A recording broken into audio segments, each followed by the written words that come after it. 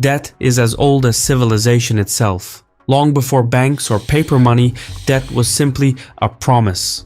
A neighbor lends you a bag of grain in spring, and come harvest, you pay them back, maybe with a little extra as thanks.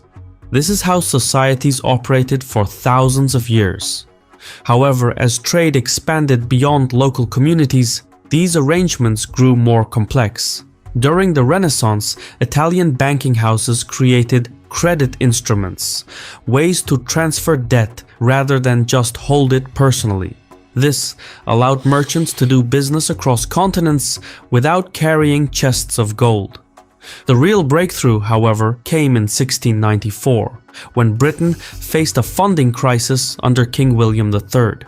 The Royal Navy desperately needed £1.2 million to finance the war with France, but the government's credit was poor and direct borrowing proved impossible. So the royal court came up with an ingenious solution: create a corporation called the Bank of England and allow investors to become shareholders. The bank would then lend the money to the government and charge 8% interest. In return, it received government bonds, which could be resold to the public or to anyone willing to buy them.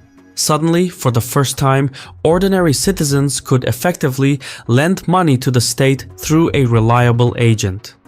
It was a simple scheme, but it changed everything. States could now raise massive sums without hiking taxes or draining their treasuries. The system quickly spread across Europe and became the bedrock of early capitalism. Then, during the Industrial Revolution, the system went into overdrive. Factories, railroads, and infrastructure required unprecedented amounts of capital, far more than any single wealthy individual could muster. The banks that had been set up pulled saving deposits and lent them to industrialists. By doing so, borrowing became not just useful but structurally necessary for economic growth. By the 20th century, World War I and World War II pushed countries to borrow at scales never before seen, not just to fight but to rebuild afterward.